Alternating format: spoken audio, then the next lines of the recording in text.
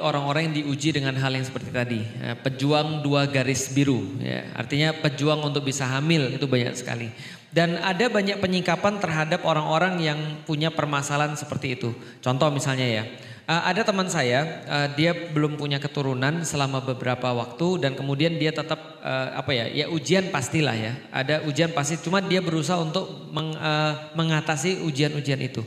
Nah kalau pertanyaannya ada pada apakah pernikahan itu memang diniatkan untuk anak? Salah satunya iya. Karena saya sudah sampaikan bahwa minimal ada 4 tujuan dalam pernikahan.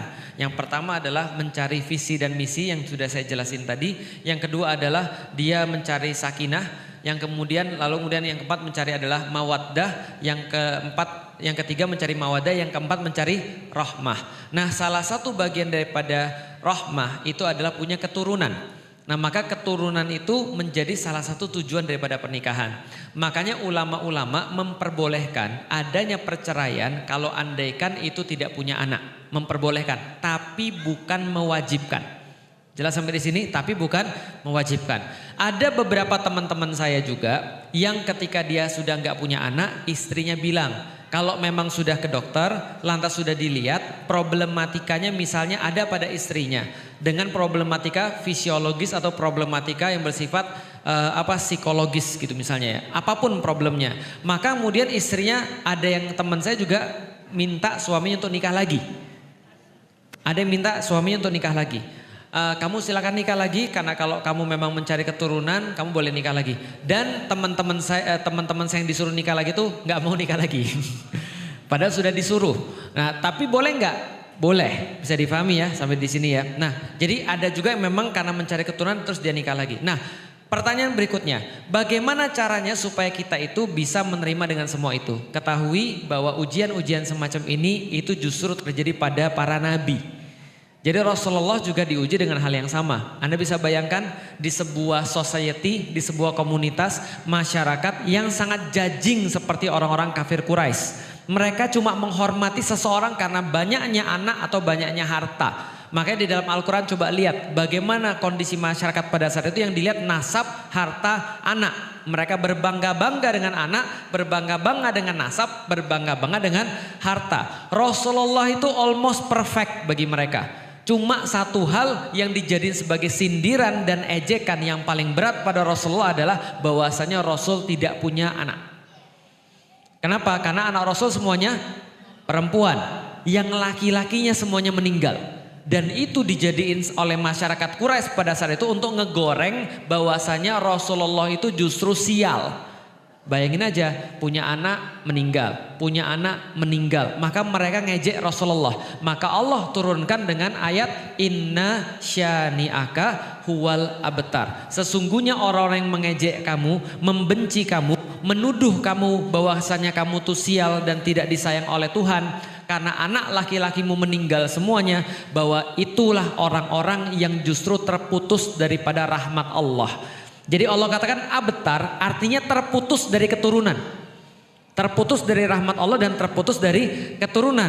Kenapa? Karena ternyata anak-anak mereka yang ngejek Rasulullah itu semuanya bukan ngefans pada bapaknya, tapi ngefansnya pada Rasulullah. Artinya kita harus mulai berpikir sebagaimana Rasul ditraining oleh Allah. Bahwasanya justru yang disebut dengan keturunan yang bisa mendoakan kita kalau kita sudah meninggal itu bukan hanya anak biologis tapi juga anak-anak ideologis. Dan bentuk kita ridho terhadap keputusan Allah sebagaimana yang tadi Mbak sampaikan kan bukan maunya saya untuk dilahirkan dalam kondisi seperti ini. Seperti bukan maunya Felix lahir dalam kondisi sipit atau saya lahir dalam kondisi misalnya contoh dalam kondisi lahir di kota Palembang misalnya, bukan kemauan saya. Kalau misalnya saya bisa milih mah gitu kan ya, saya tentu saja dikasih katalog gitu kan ya, kayak orang mau potong rambut gitu kan ya, saya tentu pilih wajah saya lebih cakep dong gitu kan ya, walaupun saya sudah cakep gitu. Nah tapi artinya ketika kita ridho dengan keputusan Allah, itu tanda Allah ridho kepada kita. Dan itu memang berbeda-beda caranya dan berbeda-beda pelajarannya. Mungkin Mbak dikasih lebih daripada orang lain supaya Mbak pengen ditempatkan oleh Allah lebih daripada orang lain. Makanya saya bilang pada beberapa teman-teman saya itu, ya nggak ada yang bilang itu mudah. Jelas susah. Karena kenapa? Saya udah bilang, istri saya aja ketika kosong misalnya baru 2 tahun aja, kan orang-orang kan ngarep kalau kita nikah langsung punya anak ya. Dia kan nggak tahu prosesnya, dia nggak tahu seperti apa kondisinya. Ditanya kan sudah punya anak berapa? Istri saya bilang belum. Kok belum sih? Itu kan pertanyaan jahat. Paham gak sih maksudnya? Kok belum sih? Lah emang kita nggak mau, gitu kan ya. Artinya, nah makanya ketika pulang istri saya nangis kayak gitu-gitu. Nah, itulah tugas suaminya untuk ngasih tahu itu semua keputusan Allah. Allah milih orang-orang. Mungkin Allah milih kita untuk lebih konsentrasi pada hal yang lain. Tapi kenapa itu ada orang berzina terus punya anak dibuang lagi? Lah kita udah taat sama Allah, kita minta sama Allah, Allah nggak kasih. Itulah menurut para ulama. Coba ingat baik-baik. Bagi beberapa orang yang disayang oleh Allah, menemukan cinta kepada Allah dalam kondisi penantian itu adalah sesuatu yang istimewa. Jadi bersabar, ditolong oleh Allah itu adalah sesuatu yang istimewa. Menikmati keadaan sampai menikmati keadaan menunggu sampai ditolong oleh Allah. Itu adalah sesuatu yang sangat luar biasa. Beberapa dapat, beberapa nggak dapat. Teman saya setelah 9 tahun nunggu akhirnya hamil. Teman saya ada yang 15 tahun nikah terus hamil. Ada, tapi balik lagi, itu semua adalah ujian. Yang punya anak dapat ujian, yang belum punya anak juga dapat ujian. Memang ada satu ujian yang lebih berat daripada yang lain. Ya, tapi yang pasti yang lebih berat ujiannya pasti akan dapat hadiah lebih besar juga. Nah, jadi tinggal suaminya ikut kajian, mbaknya ikut kajian, lalu kemudian semuanya ngerti bahwa Allah memuliakan hambanya dengan cara yang berbeda-beda dan seterusnya. Dia tahu bahwasanya tanda Allah ridho kepada dia itu adalah ridhonya dia terhadap kodoknya Allah atau keputusan Allah. Contoh, Allah udah pasti ridho Felix yang ngisi kajian pada hari ini. Udah pasti ridho. Gak ada yang tahu. Gak ada yang tahu. Saya gak tahu Allah ridho atau enggak. Saya bahkan gak ngerti ini balasannya seperti apa. Kalaupun ada balasannya. Atau bahkan Allah gak ridho, saya gak ngerti. Tapi yang kita tahu ada orang-orang yang sudah jelas ridhonya Allah kepada dia. Ada yang sudah jelas. Siapa mereka? Orang-orang yang sudah Allah kasih ketetapan kepada dia dan dia terima.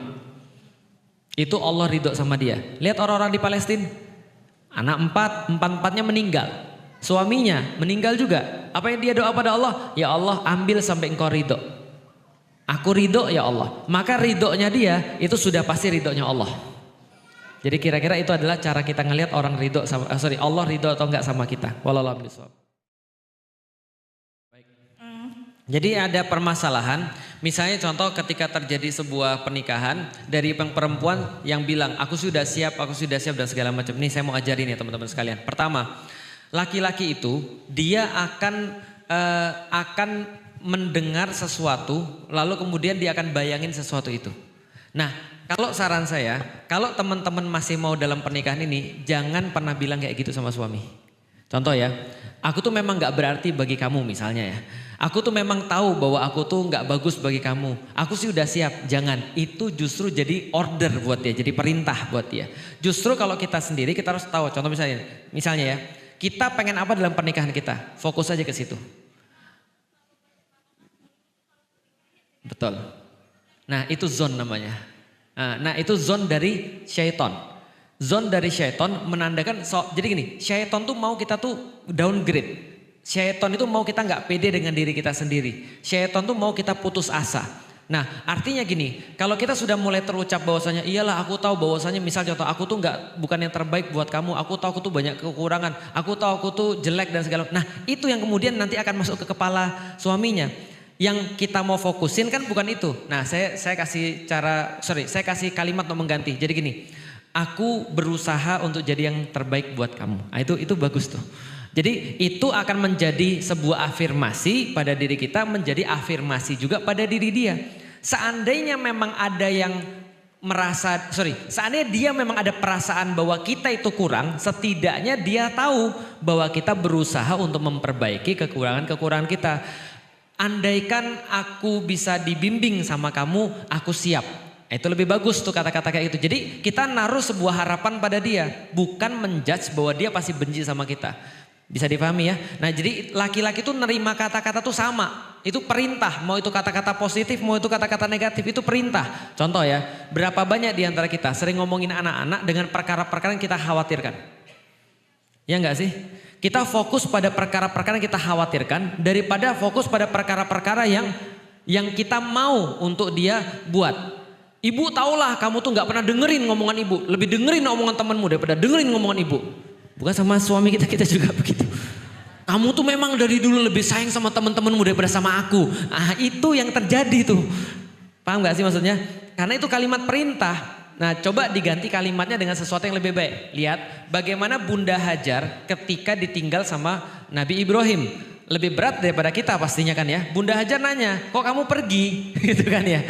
Nah, Nabi Ibrahim jalan terus.